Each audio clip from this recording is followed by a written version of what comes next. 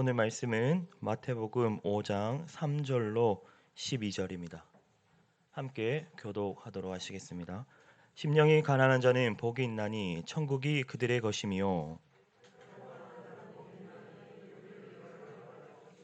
온유한 자는 복이 있나니 그들이 땅을 기업으로 받을 것이며 긍휼히 여기는 자는 복이 있나니 그들이 긍휼히 여김을 받을 것이며 화평하게 하는 자는 복이 있나니 그들이 하나님의 아들이라 일컬음을 받을 것이며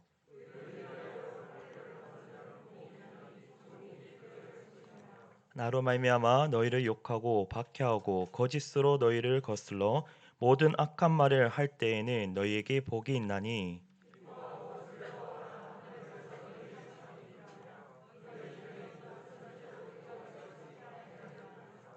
아멘. 주일날 모든 예배가 마치고 집으로 돌아갈 때 저희 집 가는 길에 올곡 역사공원이라고 있습니다. 거기에 보면 겹 벚꽃이라고 아십니까? 그게 만개했더라고요. 그래서 많은 사람들이 모여서 그곳에서 사진도 찍고 그리고 뭐 친구들, 가족들 많은 사람들이 나와서 사진도 찍고 그러한 모습을 보았습니다. 지금은 따뜻해지는 봄이죠. 날씨도 많이 따뜻해지고 꽃도 다 피고 우리가 날씨가 따뜻해지면 우리 또한 준비를 해야 됩니다. 여러분, 우리 무슨 준비를 해야 할까요? 옷이 점점 얇아지지 않습니까? 겨울 동안 이렇게 숨겨두었던 커플이 한 커플 한 커플 벗게 되면 우리가 무슨 준비를 해야 될까요? 다이어트도 하고 여러 가지 준비를 해야 합니다. 그래서 그런지 요즘에 저녁에 보면 공원도 그렇고 학교 운동장도 그렇고 많은 사람들이 뛰기도 하고 걷기도 하는 모습을 보았습니다. 그렇습니다. 운동 참 중요합니다. 그런데 운동을 할 때 가장 중요한 것이 무엇이라고 생각하십니까? 운동을 할 때 기초, 기본이 가장 중요합니다. 우리가 평소에 걷기 운동을 할 때 여러분들 평소에 걸어 다니시는 그 모습 그대로 걸으시잖아요. 그런데 걷기 운동에도 기본과 기초가 있습니다. 제가 찾아보니까 턱을 당겨야 된다고 합니다. 그리고 시선은 한 15도를 앞으로 보고 그리고 팔은 자연스럽게 움직이며 어깨는 펴고 등도 펴야 된다고 합니다. 그리고 가장 중요한 것이 무엇이냐면 복근에 힘을 줘야지 운동에 효과가 좋다고 합니다. 그리고 무릎에 이제 부담감이 가지 않기 위해서는 발과 무릎의 방향이 똑같이 걸어야 된다고 합니다. 그렇듯이 어, 운동에 참 기초와 기본이 중요합니다. 저도 가끔씩 시간이 나면 헬스장에 가서 운동을 합니다. 근데 헬스장에서 운동을 하다가 쉴 때에 한 번씩 이렇게 주변을 돌아보거든요. 그러면 불안한 분들이 많아요. 운동 기구가 어떻게 운동하는지도 모르시고 그리고 기초와 기본을 생각하시지 않으시고 마음대로 운동하시는 분들을 보면 불안합니다. 그래서 우리가 헬스장에 가는 이유는 무엇입니까? 조금 더 건강한 몸과 조금 더 아름다운 몸을 위해서 가는데 그렇게 기초와 기본을 알지 못하고 운동을 할 때는 오히려 병원을 가셔야 될 때도 있고 부상의 위험이 있으며 그리고 아름다운 몸을 원했지만 오히려 삐뚤어진 몸을 통해서 목적과 다른 그러한 결과를 얻을 수도 있습니다. 그렇듯 운동에서 기초가 중요하듯 신앙에서도 마찬가지입니다. 악한 이 시대를 살아갈 때 성도에게는 많은 유혹과 많은 시련들이 찾아옵니다. 그리고 여러분 곧 이제 끝날 것 같은 이 코로나19 바이러스로 통해서 우리가 많은 가치관의 위협을 받았습니다. 성도의 신앙의 가치관 그리고 예배의 가치관 이러한 부분들이 무엇 때문에 힘들었습니까? 교회가 덕이 돼야 되지 않느냐? 이웃 사랑을 얘기하는 교회가 예배를 계속 드리지 않느냐? 이러한 부분들로 가치관의 혼돈이 왔습니다. 이럴 때 유혹과 시련을 이기고 성도로서 바른 가치관을 가지기 위해서는 우리는 기본과 기초가 바로 서 있어야 합니다. 바로 그리스도인이란 누구인가라는 것이죠. 오늘 본문은 참된 그리스도인의 성품 세 번째, 온유함입니다. 예수님께서 상상 설교에서 나타내고 있는 8가지의 축복을 오늘 또 그리스도인이 소유해야 할 성품 8가지 그 시선으로 함께 말씀을 나누고자 합니다. 예수님께서 말씀하신 심령이 가난한 성품, 애통한 마음. 그와 마찬가지로 온유한 성품도 우리가 가지고 태어나는 것이 아닙니다. 우리가 예수님을 믿음으로 통해서 거듭남으로 통해서 우리에게 나타나는 성품입니다. 우리가 소유하는 성품이죠. 그리고 그리스도인이라면 누구나 가져야 하는 성품입니다. 오늘 본문에 온유한 자는 복이 있나니 그들이 땅을 기업으로 받을 것이며 라고 말씀합니다. 말씀에서 분명하게 제시하고 있는 부분은 땅을 소유하는 자가 누구라고 나와 있습니까? 바로 온유한 자입니다. 온유한 자들이 땅을 기업으로 받을 것이며 전쟁과 같은 무력과 힘, 그러한 것들로 세상적인 어떠한 힘으로 통해서 땅을 정복되는 것이 아니라 오직 온유한 자들이 땅을 기업으로 받게 된다라고 말씀하고 있습니다. 시편 37편 11절에도 그러나 온유한 자들은 땅을 차지하며 풍성한 화평으로 즐거워하리라다 말씀하고 계십니다. 시편에서도 온유한 자들이 땅을 차지한다 오늘 말씀하고 있습니다. 하지만 우리가 살아가는 이 세상은 어떻습니까? 우리가 세상을 돌아보면 힘과 능력이 땅을 지배합니다. 정복하는 자의 힘과 능력에 의해서 지배되고 있습니다. 이 이야기를 이제 인정하듯 최근에 무슨 일이 있습니까? 우크라이나와 러시아 전쟁을 보면 러시아의 자기의 군사력과 힘을 믿고 우크라이나를 지배하려고 했습니다. 자신의 군사력을 믿고 힘으로 우크라이나를 차지하려고 했습니다. 바로 이것이 세상입니다. 그런데 오늘 예수님께서는 말씀하십니다. 하나님의 나라 세상과 같지 않다. 섬기는 자의 온유함과 겸손함으로 통치됨을 말씀하고 있습니다. 온유한 자는 복이 있나니 그들이 땅을 기업으로 받을 것이며 마태복음 11장 29절에 나는 마음이 온유하고 겸손하니 나의 멍에를 메고 내게 배우라. 그리하면 너희 마음이 쉼을 얻으리라 라고 예수님께서 말씀하셨습니다. 그렇다면 예수님께서 말씀하시는 온유함이란 도대체 무엇일까요? 성경에서 말씀하시는 진정한 온유함이란 어떤 것이며 어디에서 오는지 살펴보고자 합니다. 먼저 오늘 본문에 나타난 온유, 이 단어는 헬라어로 프라우스라는 단어입니다.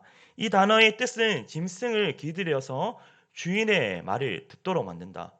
또는 그 본성을 조절하고 길들여져서 따뜻하고 부드럽고 편안하게 한다는 뜻을 갖고 있습니다. 문자적으로는 온유함, 친절함, 얌전함 이러한 뜻을 가지고 있습니다. 오늘 예수님이 말씀하시는 온유는 우리가 평소에 생각하는 그 온유와는 조금 다른 것 같습니다. 어찌 보면 전혀 다른 온유인 것 같습니다. 그렇다면 이 온유란 무엇일까요? 이 온유함이란 심령이 가난한 마음에서 비롯된 마음입니다.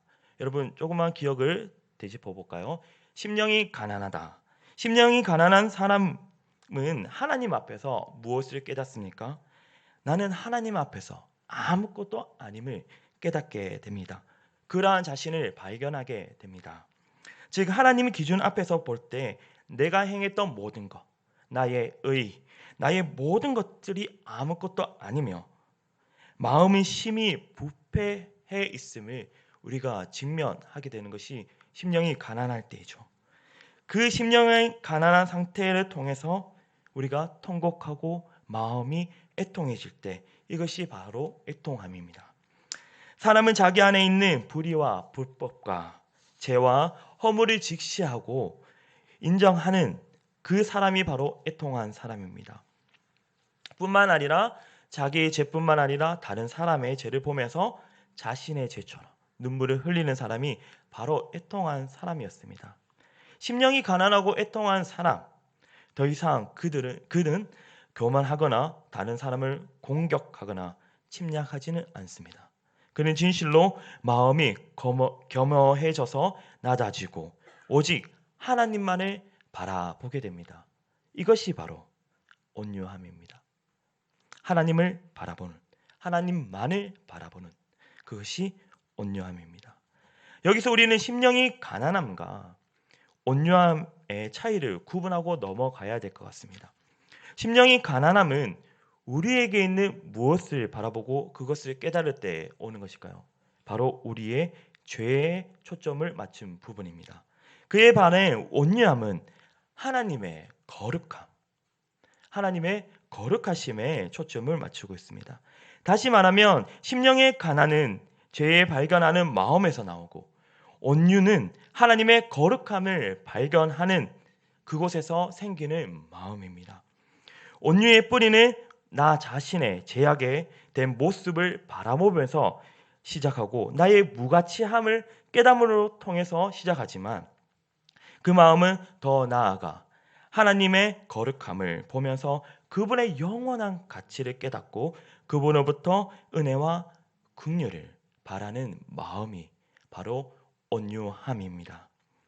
이 자리에서 예배드리고 있는 저와 여러분, 지금 이 예배의 자리에서 우리에게 있어야 할 마음이 바로 온유함입니다. 우리가 온유함을 가지고 나아가야 합니다. 왜? 죄된 우리입니다. 아무 가치 없는 우리가 예배와 경배와 찬양을 받으시기에 합당하신 하나님 앞에 나아가는 것이기 때문입니다. 그분의 은혜와 긍휼과 오직 그분의 의로 통해서 우리가 참된 예배자로 나아가는 것입니다. 하지만 우리에게 온유함이 없다면 어떻게 되는 것일까요? 그것은 바로 교만입니다. 참된 예배가 아닙니다. 즉 우리의 죄를 돌아보고 심령이 가난해지고 애통하며 오직 하나님의 거룩하심을 바라보며 은혜를 기다리고 온유함이 있어야 참된 예배자로 나아갈 수 있는 것입니다. 또 온유함은 하나님의 거룩함의 영광이 우리를 비출 때 우리의 죄된 모든 모습이 가리워지는 그때를 나타냅니다.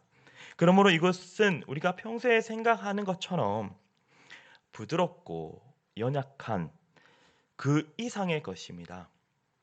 성령의 능력입니다. 우리 안에 역사하시는 내재적인 능력이라고 말할 수 있습니다. 하나님의 거룩한 능력이 그곳에 초점이 맞춰져 있기 때문에 거기서부터 흘러나오는 것이 바로 온유함입니다. 진정한 온유함 속에는 강력한 하나님의 능력이 있습니다. 진정으로 강한 자만이 온유할 수 있는 것입니다. 온유한 사람은 세상의 힘에 의존하기 때문에 강한 것이 아닙니다. 오히려 의존하지 않습니다. 분노, 시기, 질투에서도 거리가 먼 자들입니다. 오직 사랑과 용서와 은혜와 긍휼로 변화된 성품, 그것이 바로 온유함입니다. 예수님께서 말씀하고 계십니다. 그들이 땅을 기업으로 받을 것이며 말씀하셨습니다. 또 온유함은 나를 온전히 하나님 앞에 바치고 우리가 헌신할 때 기쁨으로 나아가는 그것이 바로 온유함입니다. 온유한 사람은 자기의 권리를 주장하거나 자기의 방법을 정당화하거나 자기의 목적만을 추구하는 사람이 아닙니다. 온유한 사람은 언제나 자기의 방법을 포기하고 오직 하나님의 방법을 따르고 주장하는 사람들입니다. 그것이 바로 온유한 자들입니다. 여러분, 권리를 주장하면 우리가 나의 권리를 주장하면 어떻게 되나요? 나의 권리가 주장되면 남의 권리는 박탈당하게 되어 있습니다. 나의 권리를 찾다 보면 나의 권리만 찾는 것이 아니라 다른 사람의 권리에 어떻게 되죠? 해를 입히게 됩니다. 정당하게 권리를 주장하는 것은 매우 힘든 일입니다. 나의 이익이란 또 다른 말로 타인의 손실, 그러한 뜻을 함께 따라오고 있습니다. 이것은 언제나 상관관계에 있는 사실입니다. 그러므로 온유한 사람은 항상 어떨까요? 손해보는 사람입니다. 또 자기의 권리를 주장하는 사람이 아니라 남의 입장을 세워주는 사람입니다. 그런데 지금 나의 모습을 돌아봐도 이러한 모습이 없고 주변을 돌아보아도 세상 어떤 곳을 돌아봐도 이러한 모습은 찾기 힘듭니다. 그런데 우리 예수님께서는 바로 이런 분이셨죠. 빌립보서 2장 5절로 6절에 너희 안에 이 마음을 품으라 고 그리스도 예수의 마음이니 그는 근본 하나님의 본체이시나 하나님과 동등됨을 취할 것으로 여기지 아니하시고 그의 본질은 하나님이십니다. 그러나 예수님은 자신은 하나님과 동등됨을 취하지 않으셨어요. 이것이 바로 온유함의 본질입니다. 우리가 얼마든지 주장할 수 있지만 주장하지 않고 따질 수 있지만 따지지 않는 온유함입니다. 그렇다고 타협하는 것도 아니고 오직 온유한 방법으로 이기는 것입니다. 그렇기 때문에 온유는 자기 자신에게 대해서 민감하지 않고 그리고 나 자신을 방어하지도 않습니다. 요즘 젊은 분들이 많이 하는 SNS를 보면 세상 사람들은 절대로 온유할 수 없다는 생각이 들었어요. 왜냐하면 열등의식이나 아니면 우월감에 되게 도취되어 있는 사람들이기 때문입니다. 그들은 절대로 온유할 수 없을 것 같아요. 그리스도인은 예수님 한 분만으로 만족해야 합니다. 그렇기 때문에 우리에게는 열등감이나 어떠한 우월감이 있을 수 없습니다. 우리는 우월감과 열등감으로부터 해방된 자들입니다. 옛 복음상가에 이러한 가사가 있습니다. 나 가진 재물 없으나 나 남이 가진 지식 없으나 나 남에게 있는 건강 있지 않으나 나 남이 없는 것 있으니 나 남이 못 본 것을 보았고 나 남이 듣지 못한 음성을 들었고 나 남이 받지 못한 사랑을 받았고 나 남이 모르는 것을 깨달았네. 오직 예수님 한 분만으로 만족하며 비교하지 않는 그러한 삶이 바로 성도의 삶입니다. 온유한 사람은 실로 모든 열등감과 우월감에서 해방된 사람입니다. 그는 누구를 자기와 비교하지 않습니다. 그러기에 교만하지도 절망하지도 않는 사람입니다. 온유한 사람은 자기 연민에 사로잡히는 사람도 아니고 인정을 받기 위해서 사는 사람도 아니고 칭찬을 기다리는 사람도 아닙니다. 그는 이미 그리스도와 함께 십자가에 죽은 자입니다. 모든 것을 하나님께 의탁하고 살아가는 자, 그 자가 바로 온유한 사람입니다. 우리는 성경을 통해서 실제적으로 온유한 사람을 찾을 수 있습니다. 많은 사람들이 있지만 아브라함을 보시면 고향집을 떠나고 그리고 이삭을 데리고 모랴 산으로 갔을 때 어떻습니까? 그의 순종, 이 순종이 바로 온유의 표현입니다. 요셉의 고백을 한번 볼까요? 창세기 45장 5절에 당신들이 나를 이곳에 팔았다고 해서 근심하지 마소서, 한탄하지 마소서, 하나님의 생명을 구원하시려고 나를 당신들보다 먼저 보내셨나이다 라고 말하고 있습니다. 그리고 8절에 그런즉 나를 이리로 보낸 이는 당신들이 아니요 누구라고 말할까요? 하나님이시라.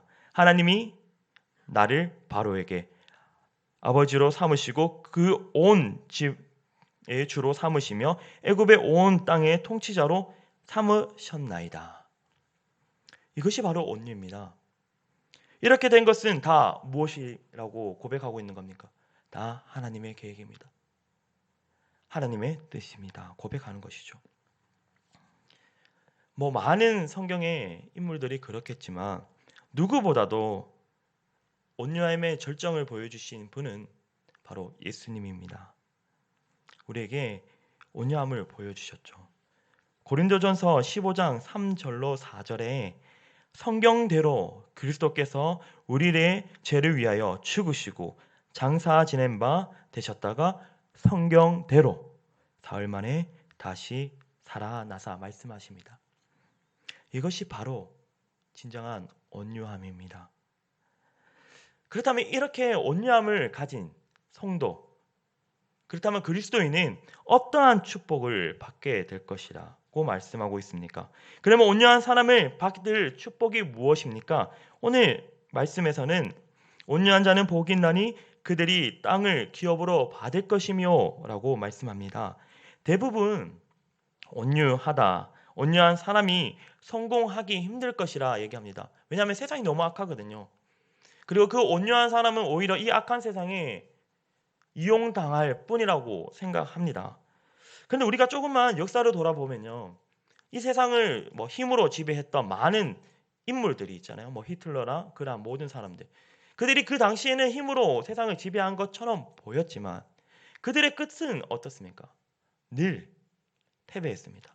늘 실패했죠. 그런데 온유하신 예수님은 우리의 눈에 볼 때 너무나도 무능하게, 그리고 너무나도 약하게 뭐 하셨습니까? 십자가에 죽으셨습니다. 그는 너무나도 무능하고 약하게 죽은 것처럼 보이지만 지금 이 땅을 어떻게 하고 계십니까? 주관하고 계십니다. 우리의 참 주인 되십니다. 우리의 삶을 이끄시는 분이에요. 세계를 지배하시고 세계의 참 주인 되신 분입니다. 온유한 사람은 하나님께 속한 땅을 기업으로 받을 것입니다. 하나님은 그들에게 새 하늘과 새 땅을 예배해 놓으셨습니다. 주님은 온유한 자만이 이 땅을 차지할 것이라 말씀하십니다. 고린도전서 6장 9절에 불의한 자가 하나님의 나라를 유업으로 받지 못할 줄을 알지 못하느냐. 그렇습니다. 하나님의 나라는 온유한 자가 얻습니다. 하지만 세상은 전투적이고 폭력적이고 의욕과 욕심 많은 사람들, 그리고 정보에 좀 뛰어난 사람들이 땅을 차지하고 기업을 얻죠. 그런데 오직 하나님의 나라는 온유한 자가 하나님의 땅을 차지하게 될 것입니다. 하나님은 약속하셨습니다. 땅을 기업으로 준다고 온유한 자에게 하나님의 은혜가 물 붓듯이 쏟아질 것입니다. 말할 수 없는 평화와 기쁨이 소유하게 될 것입니다. 여러분, 그렇다면 우리는 성도로서, 하나님의 자녀로서 온유한 자가 되어야 하지 않겠습니까? 그렇다면 우리는 무엇을 해야 할까요? 바로 온유하신 예수 그리스도를 바라보아야 합니다. 왜? 우리에게는 온유한 성품이 없기 때문입니다. 그렇기 때문에 나가 살아있으면 안 됩니다. 나 자신이 죽어야 합니다. 그로 통해서 열등과 우월, 이 모든 것도 이곳에서 해방되셔야 합니다. 남과 비교하고 내가 조금 더 나은데, 내가 좀 못한데, 이러한 생각을 하고 살아가는 것이 성도의 삶이 아닙니다. 우리는 주님만 바라보고 모든 것에 해방하셔야 됩니다.